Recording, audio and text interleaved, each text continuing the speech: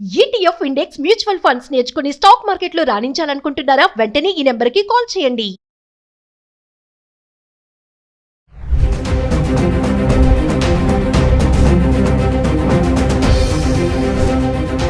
నమస్తే, welcome back to Suman TV. ప్రస్తుతం మనతో పాటు ఉన్నారు డిజిటల్ మార్కెటింగ్ ఏ ఎక్స్పర్ట్ నిఖిల్ గారు. నమస్తే అండి. నమస్తే మ్యామ్. నిఖిల్ గారు, మరి ఇప్పుడు అమెరికన్ న్యూస్ చూసుకుంటే ట్రంప్ తీసుకున్న ఏవైతే డెసిషన్స్ ఉంటున్నాయో ఎంఎస్ పూర్తి చేశా కూడా జాబ్స్ రాకుండా చాలా మంది స్టూడెంట్స్ అక్కడ ఇబ్బంది పడుతున్నారు. రీసెంట్గా ఏంటంటే మనకి మనీ పంపించమని పేరెంట్స్కి వీళ్ళు ఫోన్లు చేయడము, రిక్వెస్ట్ చేయడం జరిగింది కదా. ఇప్పుడు మళ్ళీ స్టార్ట్ అయింది అది, మాకు డబ్బులు సరిపోవట్లేదు, ఇక్కడ పార్ట్ టైం జాబ్ చేయడానికి లేదు అని చెప్పేసి ఐటీ సెక్టార్లో ఎవరైతే ఉన్నారో వాళ్ళందరినీ తీసేస్తున్నారు. H1B వీసా కోసం కూడా వాళ్ళు మళ్ళీ చదవడానికి స్టార్ట్ చేస్తున్నారు. అంటే మనం నిన్న మాట్లాడుకున్నట్టు ఏఐ ఇందులో కూడా అదే ఇంపాక్ట్ అంటారా? ఒకసారి దాని కొంచెం వరకు ఇంపాక్ట్ ఉంది మ్యామ్. బేసిక్గా ఏంటి అంటే అక్కడ కంపెనీస్ ఎవరైతే ఉంటాయో మనలా కాకుండా అక్కడ కొంచెం స్ట్రిక్ట్గా ఉంటాయి. అక్కడ ఏంటంటే practical project experience, communication skills, ఇట్లాంటి థింగ్స్ అన్ని ప్రాపర్గా చూస్తాయి. అంటే వాళ్ళు ఎడ్యుకేషన్ క్వాలిఫికేషన్ కన్నా కూడా ఎక్స్పీరియన్స్ కొంచెం వాల్యూ ఎక్కువ ఇస్తారు. అంటే ఎవరికైనా కూడా నేను చెప్పినట్టు ఆల్రెడీ ట్రైన్డ్ పీపుల్ ఎవరైతే ఉంటారో వాళ్ళని తీసుకోవాలని చెప్పి ఆలోచిస్తూ ఉంటారు. ఆ క్రమంలో చూసుకున్నట్టయితే యూఎస్ కంపెనీస్ దే ఆర్ స్పెసిఫిక్గా మన ఇండియాలో కన్నా యూఎస్లో ఉన్న కంపెనీస్ టెక్నాలజీ పైన చాలా ఇన్వెస్ట్ చేస్తున్నాయి. ఇప్పుడు ఎలాన్ మస్కే తీసుకోండి, ట్రంప్ తీసుకోండి, వాళ్ళు ఏఐ పైన మస్తు ఇన్వెస్ట్ చేసి చాలా ఇనిషియేటివ్స్ తీసుకొస్తున్నారు. దాంట్లో ఏంటంటే ఎంతవరకు వీలైతే అంతవరకు ఆటోమేట్ చేయాలని చూస్తున్నారు. అండ్ ట్రంప్ వచ్చినప్పుడు కూడా కొన్ని రీసెంట్గా చేంజెస్లో ఏం చేశారు అంటే కొన్ని రూల్స్ మార్చేశాడు. ఏంటి అంటే ఇండియన్స్ అక్కడ డెలివరీ అయినా కూడా వాళ్ళ ఇండియన్ స్టేటస్ కాకుండా తీశారు. అన్ని కొన్ని థింగ్స్ ఎందుకు చేస్తున్నాడు అని అంటే బెస్ట్ టాలెంట్ని మాత్రమే అక్కడ ఉంచుకొని మిగతా వాళ్ళని పంపేయడానికి కొంచెం రూల్స్ అనేది స్ట్రిక్ట్గా చేస్తున్నాడు.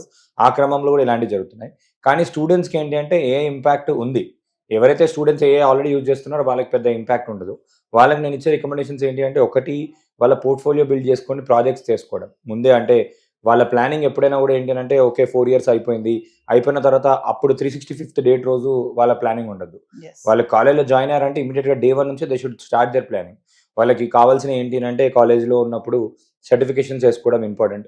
గూగుల్ వాళ్ళది జీసీపీ ప్రొఫెషనల్ క్లౌడ్ వాళ్ళది ఉంటుంది. growwithgoogle.com అని ఫ్రీగా వాళ్ళ దాంట్లో కోర్సెస్ ఉంటాయి.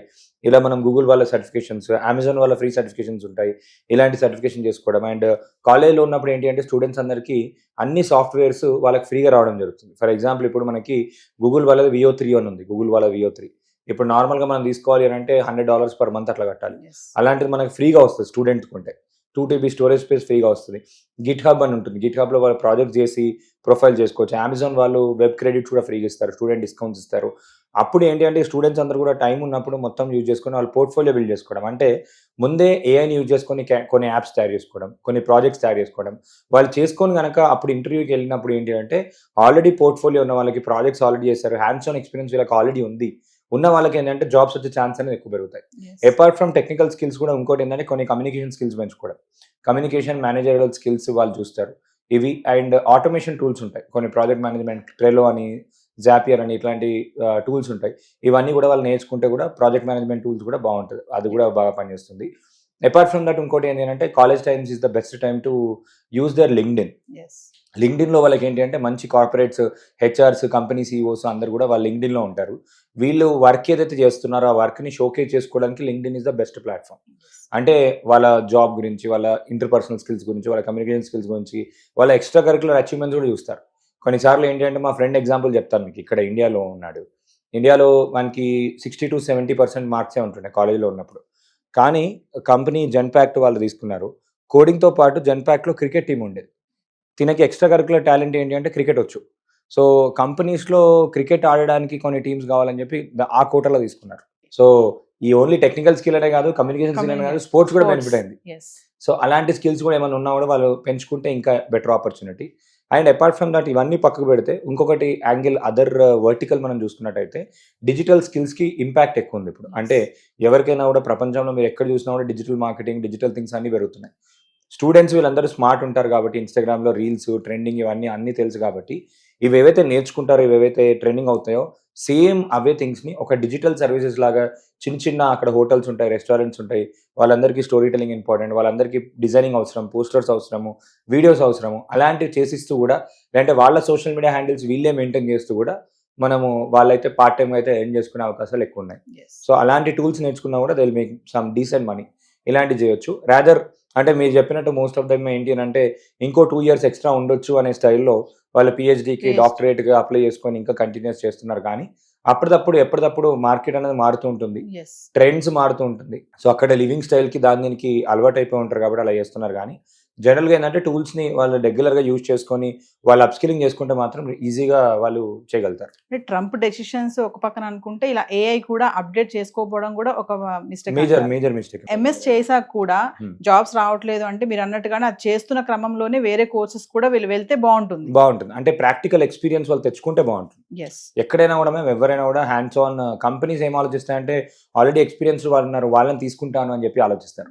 సో నార్మల్గా ఏంటంటే ఇప్పుడు నేను తీసుకొని ట్రైనింగ్ ఇచ్చేంత ఓపిక లేదు వాళ్ళకి, ఎందుకంటే అక్కడ కూడా డబ్బులు ఇన్వెస్ట్ చేయాలి, all these things. Readymade talent మంచిది ఎక్స్పీరియన్స్ దొరికింది అనుకోండి ఈజీగా తీసేసుకుంటారు. అలానే కాకుండా ఇప్పుడు ఈ గిట్ హబ్, లింక్డ్ఇన్ ఏవైతే చెప్పానో వాళ్ళ స్కిల్స్ని షోకేజ్ చేసుకున్నట్టయితే అక్కడ కూడా స్టార్టప్స్ ఉంటాయి, అక్కడ కూడా వేరే కంపెనీస్ వాళ్ళు ఉంటారు, వాళ్ళు కూడా డైరెక్ట్ తీసుకునే అవకాశం ఉంది. ఒక ఎగ్జాంపుల్ ఏంటి అంటే జొమాటోకి ఒక పర్సన్ డిగ్రీ లేదు అతనికి. జొమాటో ఫేమస్, న్యూస్లో కూడా చాలాసార్లు వచ్చింది. జొమాటో కంపెనీకి యూఐ/యూఎక్స్ జాబ్కి అప్లై చేశాడు స్టూడెంట్. ఎన్నిసార్లు అప్లై చేసినా కూడా వాళ్ళ క్వాలిఫికేషన్ లేదు అది ఇది అని చెప్పేసి వాళ్ళు రిజెక్ట్ చేశారు. అతను ఏం చేశాడంటే జొమాటో అన్ని కూడా స్క్రీన్స్ అన్ని కూడా రీడిజైన్ చేసి ఆయనకి ఏదైతే నాలెడ్జ్ ఉందో ఆ టాలెంట్ అంతా కూడా లింక్డ్ఇన్లో జొమాటో ఫౌండర్ అండ్ CEO ఎవరైతే ఉన్నారో ఆయన ట్యాగ్ చేసి పెట్టేశాడు. ఇమీడియట్గా వితిన్ 4-5 అవర్స్లో అతని కంపెనీ నుంచి కాల్ వచ్చి ఇమీడియట్గా హైర్ చేసేసుకున్నారు. ఎందుకంటే క్వాలిఫికేషన్ ఇవన్నీ కాకుండా అతనికి ఉన్న ఎడ్యుకేషన్ కన్నా ఎక్స్పీరియన్స్కి వాల్యూ ఎక్కువ వచ్చింది. సో అట్లా మనకి వీళ్ళు షోకేజ్ చేసుకోవడానికి గిట్ హబ్ అనే ప్లాట్ఫామ్ ఉంది. గూగుల్ వాళ్ళు కూడా ఇప్పుడు ఏంటి అంటే ఏఐ పైన బాగా ఇన్వెస్ట్ చేసి ఛాలెంజెస్ రన్ చేస్తారు. బగ్ బౌంటీ ప్రోగ్రామ్స్ అని కూడా ఉంటాయి. బగ్ బౌంటీ ప్రోగ్రామ్స్ అంటే ఏంటి అంటే ఏదైనా సాఫ్ట్వేర్ తయారు చేసినప్పుడు అందులో డిఫాల్ట్స్ ఏవైతే ఉన్నాయో మనం ఫైండ్ అవుట్ చేసి దాన్ని రిపోర్ట్ చేస్తే కూడా వాళ్ళు మనకి క్యాష్లో ఇస్తారు, కొన్ని డాలర్స్లో ఇస్తారు.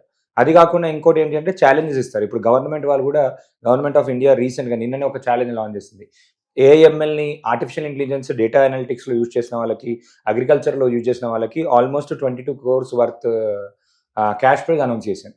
అంటే వాళ్ళు ప్రాబ్లమ్ స్టేట్మెంట్స్ ఇస్తారు, దాన్ని మనం టెక్నాలజీని యూజ్ చేసి ప్రాక్టికల్గా సాల్వ్ చేసినట్టయితే ప్రోటోటైప్ బిల్డ్ చేసి ఇది సొల్యూషన్ ఉందని చెప్పించినా కూడా ఇవన్నీ కూడా mygov.in అని ఒక వెబ్సైట్ ఉంటుంది ఇండియాలో. దాంట్లో వాళ్ళు కాంపిటీషన్స్ రెగ్యులర్గా పెడుతుంటారు. లోగో డిజైన్ కాంపిటీషన్ పెడతారు, బ్రాండ్ క్యాప్షన్ పెట్టమని కాంపిటీషన్ పెడతారు, మేము ఈ కాంపిటీషన్తో వస్తున్నాం మీ ఐడియా సబ్మిట్ చేయండి అని ఐడియా కాంపిటీషన్స్ పెడతారు. ఇలాంటి దాంట్లో కూడా వాళ్ళు కూడా అక్కడ దాంట్లో ఏవైతే ఉన్నా అక్కడ దాంట్లో కూడా పార్టిసిపేట్ చేసినా కూడా బాగుంటుంది. అక్కడ కూడా సింపుల్గా ఈజీగా అయ్యే అవకాశాలు ఎక్కువ ఉన్నాయి. Thank you thank you so much.